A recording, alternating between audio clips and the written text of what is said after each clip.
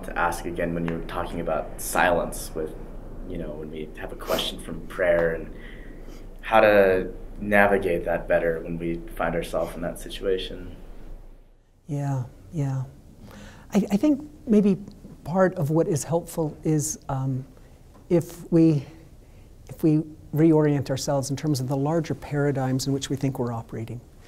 And here's what I mean. I habitually ask my students at the beginning of every semester, I teach a number of classes that are religiously themed, and I'll ask, how many of you in this classroom consider yourself religious?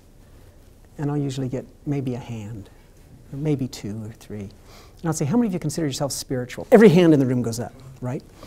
And this is a corruption of the idea of religion, right? It's a post-romantic innovation.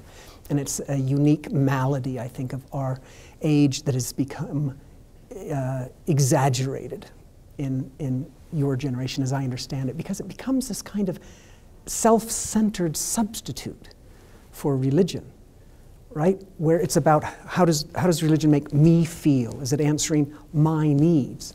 Whereas religion, right, in its Latin root, is about ligature. It's about connection, connectedness.